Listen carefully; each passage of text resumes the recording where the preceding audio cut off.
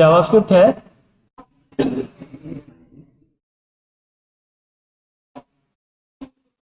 ठीक है,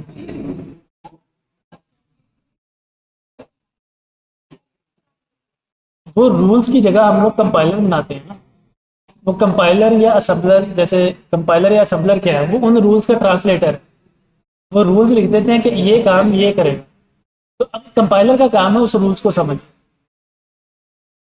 जैसे अब जो एक लैंग्वेज है वो कैसे बनती है, आप उस लैंग्वेज को बोलना शुरू कर दो नॉर्मल, वो एक लैंग्वेज बन जाएगी।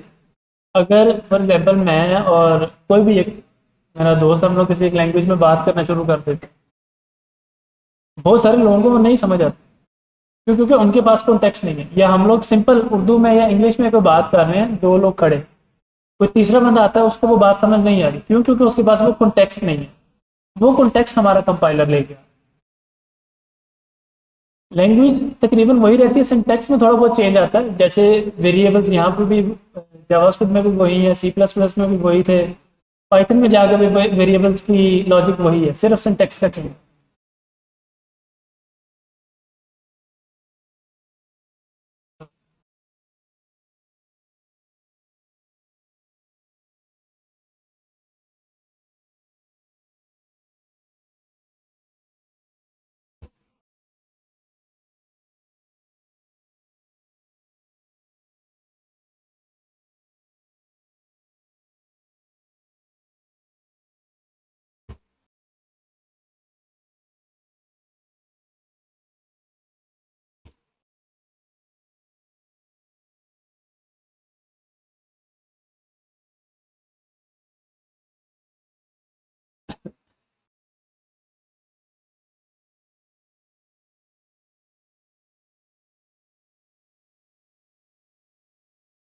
अच्छा जी। फिर जैसे जैसे चीज़ें इवॉल्व होती गई, यहाँ तक तो हम लोग पहुंच गए कि फ्रंट एंड हमारा HTML CSS और जावास्क्रिप्ट से बनने लगा।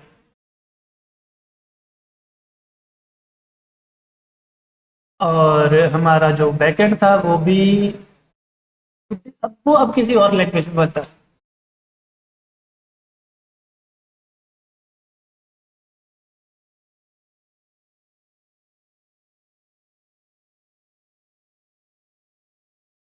अच्छा, बैकएंड और front end different different language में बन गए थे। बैकएंड किस लैंग्वेज में बनता था? जावा। उसमें बन रहा है C# में। और PHP का फ्रेमवर्क है लारावेल। पाइथन, पाइथन में फ्लास्क API हम लोग है। उसके बाद फास्ट API जो आप लोग भी पढ़ोगे। जेंगो है।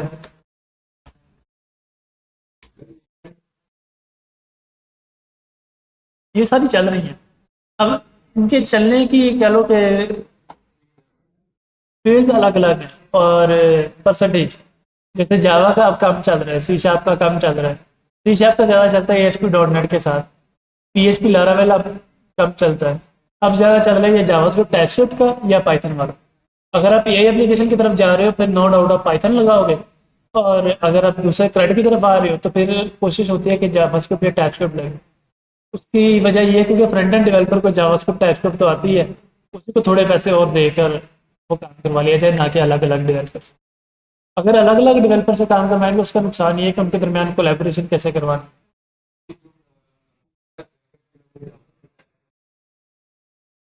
जावास्क्रिप्ट टाइपस्क्रिप्ट से सारा कुछ हो सकता है। बैकएंड भी होता है, प्रॉपर पूरा बैकएंड बनेगा।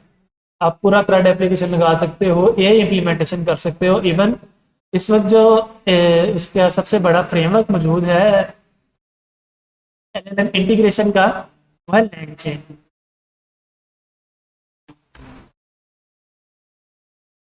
वो भी जावास्क्रिप्ट में अवेलेबल है।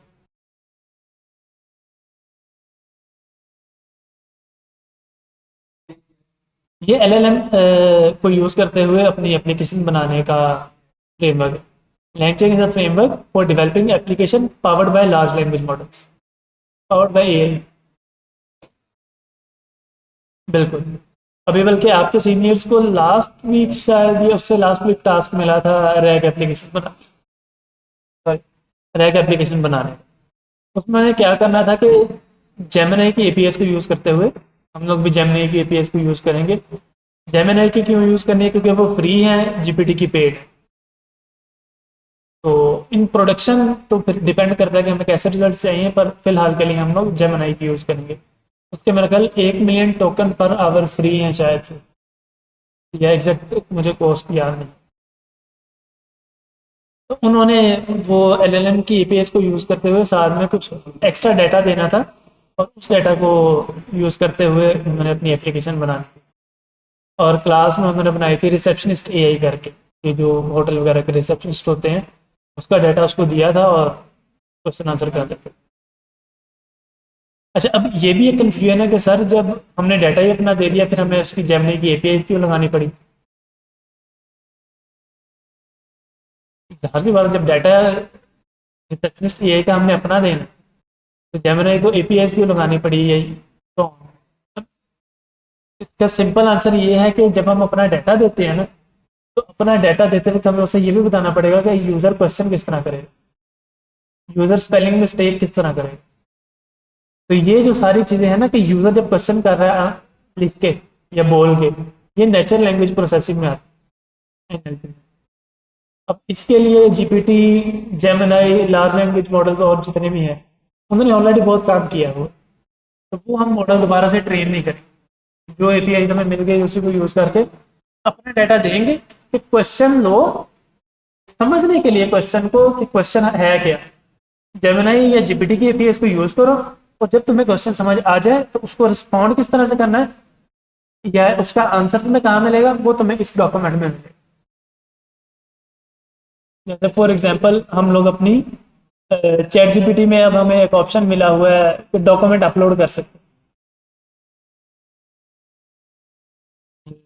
उस डॉक्यूमेंट में हम लोग डिफरेंट चीज़ें अपलोड करते हैं कि भाई पिक्चर अपलोड कर दी है, पीडीएफ अपलोड कर दी। अब मैं उससे कोई क्वेश्चन कर रहा हूँ, तो वो मुझे उस पीडीएफ में से रिस्पॉन्ड कर, वो एग्जैक्टली कर क्या रहा है कि उसमें एक एक्शन कॉल करता है। सबसे पहले वो चेक करता है कि क्वेश्चन है क्या, फिर उस क्वेश्चन को समझता है, और उस क्वेश्चन को सॉल्व करते वक्त वो फिर इस चीज़ का ख्याल रखता है कि मैं जो रिस्पॉन्स है वो इस बुक से, इस पीडीएफ से दूँ।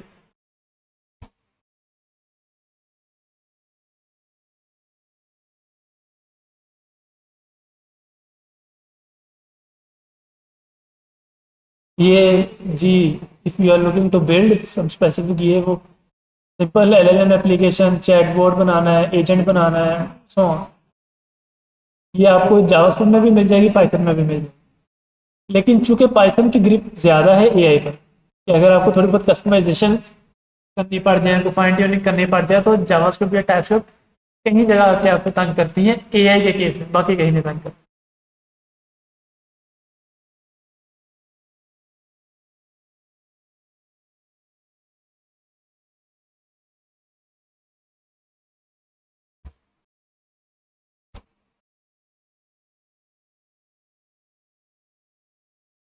जावा का फ्रेमवर्क है कॉटलिन। नहीं, कॉटलिन नहीं, वो प्रोग्रामिंग लैंग्वेज है। बैक एंड और मतलब बहुत सारे, वो डेटाबेस है। हाँ, डेटाबेस है। कुछ बने बनाए बैकएंड में हमें मिल जाते हैं, जैसे फायरबेस, सुपाबेस, इन्होंने बैकएंड की कोडिंग करके रखी हुई है, बल्कि वहां से भी हम लोग जाके देख सकते हैं। जैसे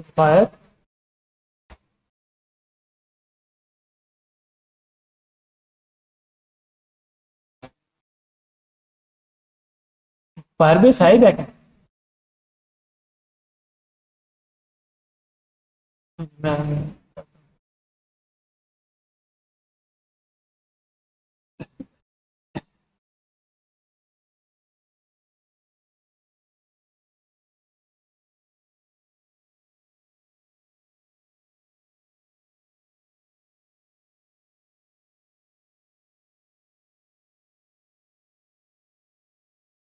अच्छा, अभी फिलहाल मैंने क्या क्या उनकी सर्विसेज यूज की हुई हैं, एक ऑथेंटिकेशन और एक फायरस्टोर डेटाबेस।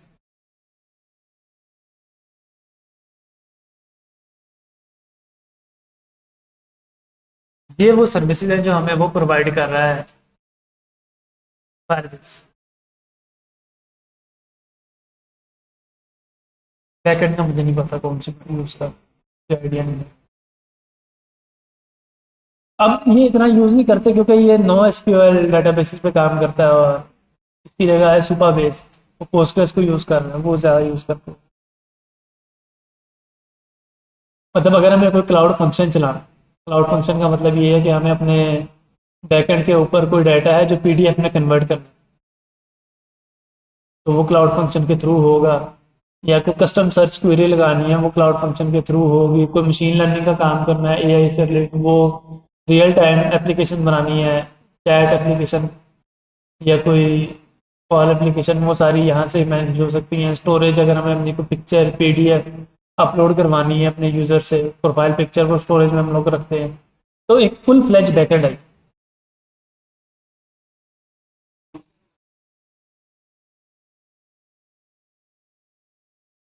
तो यूज़ कैसे करना है, इसको यूज़ करने के लिए कोड मिलता है, वो अभी हम लोग करेंगे, ये इम्प्लीमेंट करेंगे हम लोग। मेरी कोशिश होगी कि मैं सुबह बेस आप लोगों को इंटीग्रेट करवाऊँ इसी क्वार्टर में, क्योंकि हमारा इस क्वार्टर में बैकएंड बनाना ही नहीं है, लेकिन बैकएंड इम्प्लीमेंटेशन इन्वॉल्व है।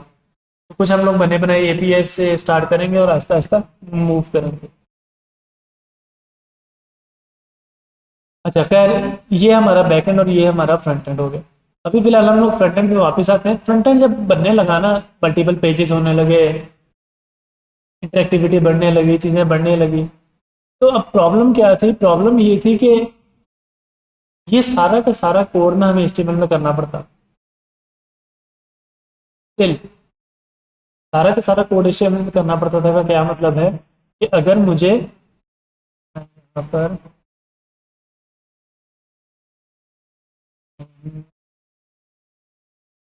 कोई एचटीएमएल का प्रोजेक्ट खोलना, तो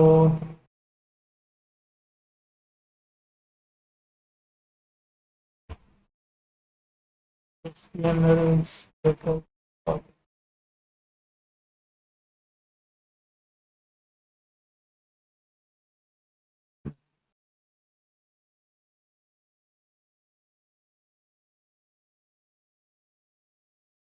एचटीएमएल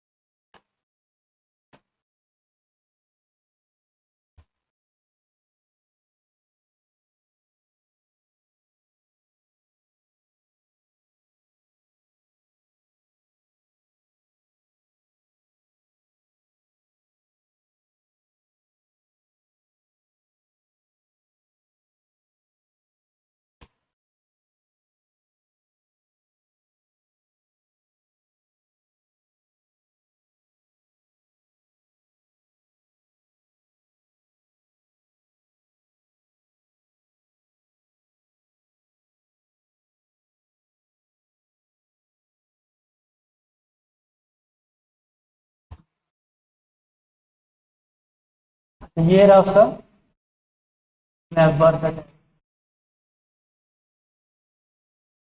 उसका नैव बार आ गया।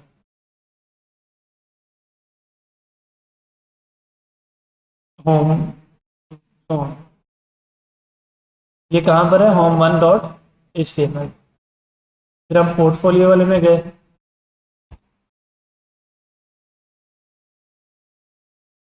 सारा का सारा कोड भी यहाँ पर भी कॉपी।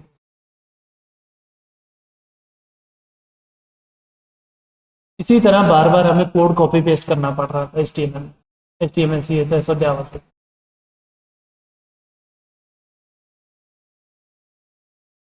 कि हमें कोड बहुत ज़्यादा रिपीट करना पड़ रहा, तकरीबन एच टी एम एल हमारी मोस्टली रिपीट ही हो रही थी।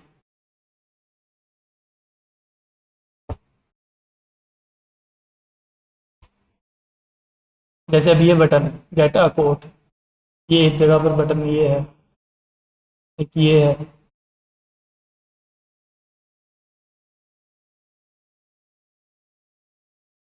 और उसके अलावा ये है। अब ये बटन सारे एक जैसे हैं लेकिन इनकी प्लेसिंग चेंज है, तो अब यहाँ पर क्या था कि सारा का सारा कोड हमें दोबारा करना पड़ रहा था उस बटन के।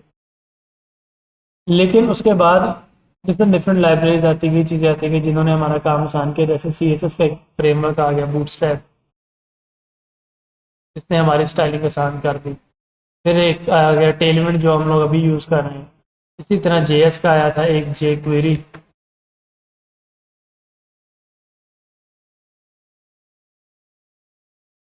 फिर जावास्क्रिप्ट के आगे डिफरेंट डिफरेंट लाइब्रेरीज या फ्रेमवर्क्स आने लग गए, जिसमें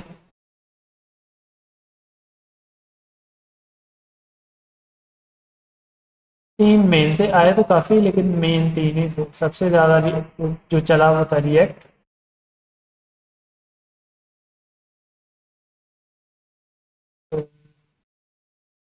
एंगुलर, लाइब्रेरी, रिएक्ट भी लाइब्रेरी।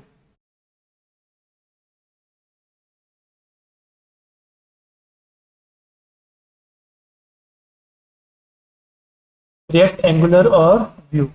अच्छा, ये कॉन्सेप्ट लेके आए थे सिंगल पेज एप्लीकेशन का और साथ ही साथ कंपोनेंट इंजीनियरिंग।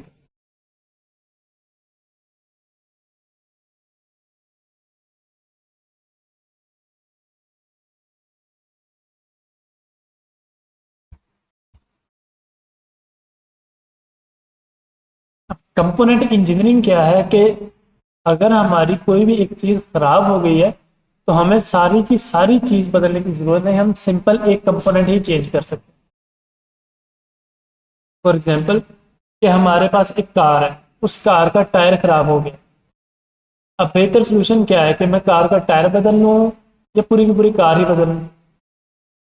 सिर्फ टायर बदल लूँ, तो यही हमारे पास ऑप्टिमल सोल्यूशन है। इसी तरह बाइक का या कोई भी चीज़ हम लोग कर रहे हैं कि हम लोग वो स्पेसिफिक कंपोनेंट बदलने जा रहे हैं। इसी तरह वेबसाइट्स में भी था कि जब हम लोग एक ही साथ सारा कोड कर रहे थे तो उसमें नुकसान ये हो रहा था हमारे पास कि हमारी जो वेबसाइट्स थी ना, उस वेबसाइट में कोई भी खराबी होती थी वो हमें वेबसाइट सारी की सारी रिवैम्प करनी पड़ती थी, और हमें पता नहीं चलता था क्योंकि अभी तो कोड छोटे हैं ना। जैसे जैसे कोड बड़ा होता जाता है उसकी मेंटेनेंस करनी मुश्किल हो रही थी।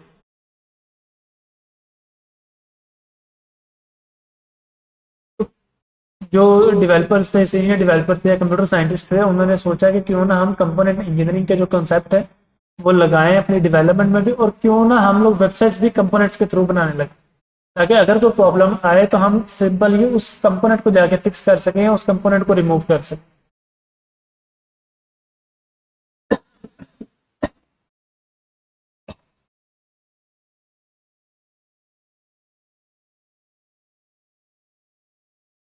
अच्छा,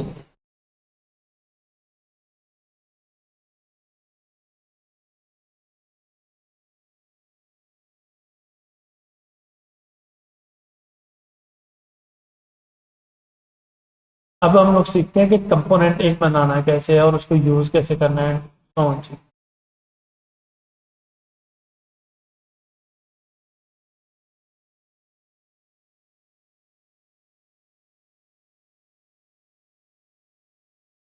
वैसे यहाँ तो थ्योरी में कोई प्रॉब्लम कोई क्वेश्चन?